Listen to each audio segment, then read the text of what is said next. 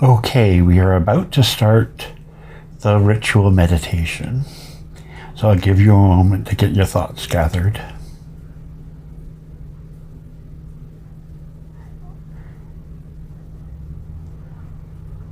It is late afternoon. You are standing in a snowy meadow. Warm winter clothes keep you from the cold.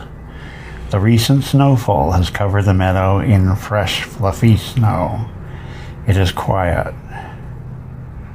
You feel compelled to stride across it, making crunchy footsteps. As you cross the meadow, you spot a line of people heading alongside some bushes that lead to a forest.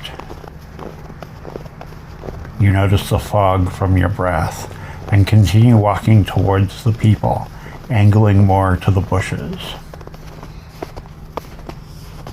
You join the line. It is much easier following their well-trod path. The bushes become more dense, and the path weaves between them, heading to the wood. After a bit, you see some pine trees lining the path, and continue following it further into the woods. A few flakes of snow gently start falling. As you travel deeper into the wood, it starts getting darker and colder. You spot a table to the side of the path. There are lit candle lanterns on it. People are each taking a lantern as they pass, giving them a light to walk on the path with. Soon you see the trees ahead, and they are lit up quite brightly. You come to an opening in the forest. There's a fire burning bright in the middle of it. You notice a figure tending the fire and the logs surrounding the fire. It is I, Pegs, and I motion people to seat themselves on the logs around the fire. You take a seat and relax, enjoying the warmth. People are setting their lanterns on the ground in front of themselves. You follow suit and look into the fire. I throw a log and some brushwood into the fire, and the flames shoot up and you hear crackling. I speak. It is Yule, the solstice. Let us set our working. Reaching down, I grasp a bottle of wine and open it.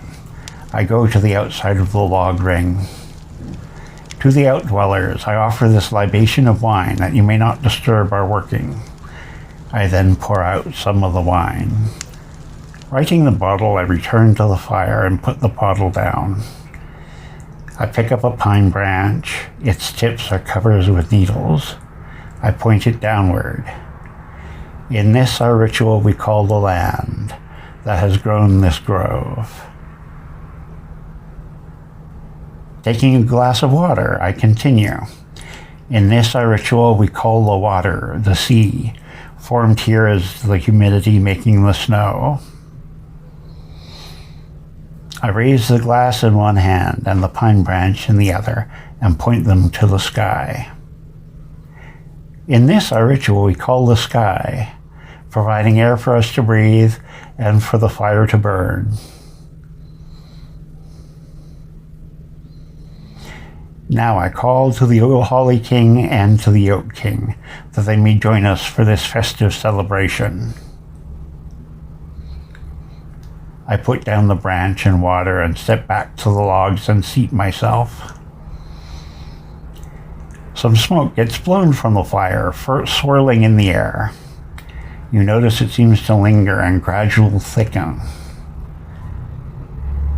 Looking closely, you see two figures begin to form.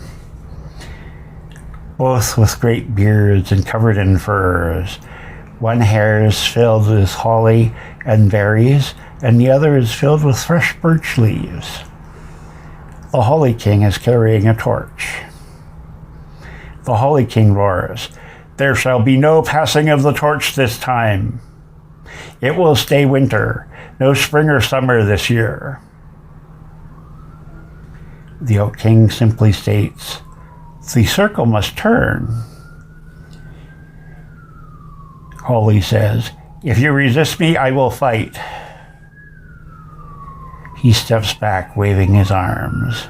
You see a chest plate form, chainmail on his arms and legs, and the torch becomes a sword. He then charges the Oak King. Oak quickly waves his hands and then is dressed in a similar armor. Oak manages to parry Holly's sword, but barely. He steps back to ready himself for further onslaught. Holly raises his sword, getting ready to strike again. But Oak takes initiative and tries to disarm the Holly King, but fails. The swords clash and clash, each trying to hold their space. Again and again the swords clash, each gaining and losing as the epic fight continues. Suddenly, the Oak King's sword goes flying. He's being disarmed. The Holly King takes a mighty swing, but just in time, Oak steps back, but stumbles and falls. The Holly King grasps his swords in both hands. There will be no spring, he yells as he thrusts it down at the Oak King's chest. Oak rolls to the side just in time. Holly's sword penetrates the ground instead of the Oak King. You will stop this foolishness, Holly. You are a king and you have responsibilities, says Oak as he breathes heavily. Holly is trying to pull his sword from the ground, but the land will not let go. Holly King sighs and steps back. Standing out, the Oak King shifts back to his furs, the armor vanishing. Oak steps up and grasps the sword and pulls it easily from the ground. As he raises it, the sword becomes a flaming torch again. It is time for the days to grow longer and for spring to come, the circle to turn, says Oak. Aye, you have bested me, Holly replies, as he steps back and fades to smoke and vanishes. Oak glances at the crowd. This day the sun starts its return. The day will grow longer and spring will come. He turns and salutes the sky. Let us celebrate. He waves his arm. You notice you are holding a wooden tankard of spiced mead, the fragrance of cinnamon and ginger filling your nostrils. You look up and everyone is holding a similar tankard, sipping the spiced brew. You take a sip and you feel warmed. Someone begins drumming. People jump up and start dancing. The Oak King salutes the sky once again and blasts into smoke and vanishes. People continue their merriment for a while. Now everyone returns to the log, sitting once again.